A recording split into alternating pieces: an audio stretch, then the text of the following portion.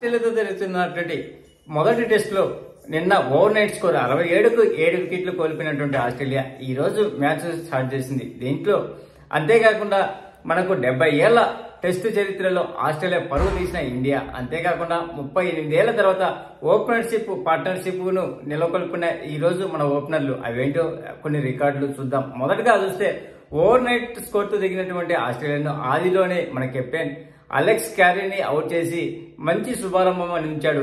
మళ్ళీ కొద్దిసేపు స్ట్రాక్ ఆడుకున్నప్పటికీ మిగతా వాళ్ళు ఎవరూ అతనికి సహకారం ఇవ్వకపోవడంతో మ్యాచ్ అతి తక్కువ స్కోర్ 104కు ఆల్అౌట్ అయింది. అందులో మన ఇండియా బౌలర్లో జస్ప్రీత్ బుమ్రాకు 5 వికెట్లు దక్కగా, అలాగే యువ బౌలర్ రాణాకు 3 వికెట్లు, అలాగే సిరాజ్ కు 2 వికెట్లు దక్కాయి. తర్వాత బ్యాటింగ్ చేసినటువంటి ఇండియా ఓపెనర్స్ ఎక్కడా తడబడకుండా నీట్ గా నిదానంగా చెత్త బాల్స్ వస్తే మాత్రమే బౌండరీలు తలస్తూ మిగతాడన్నీ మంచిగా టెస్టుకు ఎలా ఆడాలనో అలా ఆడి చూపించారు. మొదటి రోజు పిచ్చుకు సెకండ్ రోజు పిచ్చుకు చాలా తేడాగా ఉంది. మొదటి రోజు పిచ్చు స్పిన్నర్లకు అసలు ఏం అనుకూలించలేదు కదా, ఓన్లీ ఫాస్ట్ బౌలింగ్ మాత్రమే అనుకూలించింది. మరి సెకండ్ రోజు అట ఫాస్ట్ కానీ ఇట స్పిన్ కానీ ఎవరికి అనుకూలించలేదు. ఆస్ట్రేలియన్ కెప్టెన్ ఎన్నిసార్లు బౌలర్లు మార్చినా ఫలితం లేకపోయింది. అంతేకాకుండా ఈ మ్యాచ్ లో అద్భుతమైన రికార్డులు నెలకొల్పారు. అంతేకాకుండా ప్రజెంట్ మన ఇండియా బ్యాట్స్మెన్లలో యశస్వి జైస్వాల్ 90 రన్స్, అందులో 7 ఫోర్లు 2 సిక్స్లతో ఉన్నాడు. అంతేకాకుండా కేఎల్ రాహుల్ 62 రన్స్ చేశాడు 4 ఫోర్లతో. ప్రజెంట్ ఇండియా స్కోర్ 172కు నో లాస్ తో ఉంది. అంతేకాకుండా లీడ్ పరంగా చూస్తే 218 పరుగులతో ఉంది. ఇప్పటి వరకు ఫస్ట్ డే చూస్తే 217కు 17 వికెట్లు కోల్పోయింది కదా.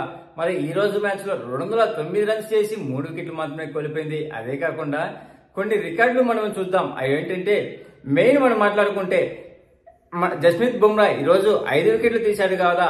ఇండియన్ కెప్టెన్ గా ఆసీస్ లో 5th బౌలర్ గా రికార్డుకి ఎక్కాడు 5 వికెట్లు తీసిన వాళ్ళు. అంతేకాకుండా ఆస్ట్రేలియాలో మొదటి ఇన్నింగ్స్ లో ఇంత తక్కువ స్కోర్ కు అవుట్ కావడం ఇదే మొదటిసారి.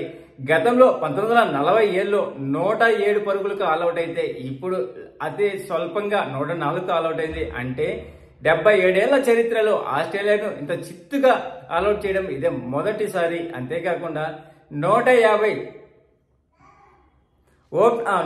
పైనే పార్ట్నర్షిప్ నెలకొల్పారు మన ఇండియన్ ఓపెనర్స్ లో ఒక ఇన్నింగ్స్ లో 50 కంటే ఎక్కువ పరుగులు చేసిన వాళ్ళలో సెకండ్ పార్ట్నర్షిప్ ఈ మ్యాచ్ లో నమోదైంది. అంతకుముందు 1986లో సునీల్ గవాస్కర్ 172, కృష్ణమాచారి 116.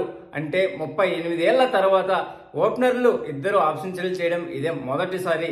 50 ఓవర్ల కన్నా ఎక్కువ ఆడినటువంటి ఓపెనర్లలో ఇది ఫోర్త్ ఓపెనర్లు.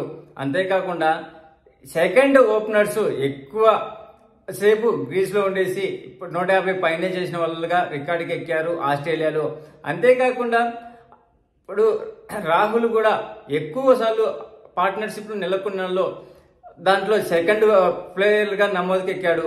అంతేకాకుండా యశస్వి జైస్వాల్ ఈ క్యాలెండర్ లో హైయెస్ట్ 6లు కొట్టిన వాళ్ళలో మొదటి వాడిగా ఉన్నాడు. సంయుక్తంగా బ్రాండన్ మెక్కెనల్ తో కలిపి టోటల్ 53 6లతో. ఇది ఈరోజు జరిగినటువంటి హైలైట్స్. మరి రేపటి మ్యాచ్ లో ఎక్కువ స్కోర్ నమోదు చేసి ఆస్ట్రేలియాకు ఎటువంటి ఛాన్స్ చేయకుండా ఈ మ్యాచ్ లో ఘన విజయం సాధించాలని నేను కోరుకుంటున్నాను. మరి మీకు రేపు ఇన్నింగ్స్ ఎలా ఆడబోతున్నారు, పిచ్ ఎలా స్వభావం చేంజ్ అవుతుందో అనిపిస్తుందో కామెంట్ చేయండి ఫ్రెండ్స్. ప్లీజ్ ఫ్రెండ్స్ లైక్ చెప్తే లైక్ చేయండి, కొత్తగా వచ్చిన వాళ్ళు సబ్స్క్రైబ్ చేయండి. Thank you. Signing off your Mahindra.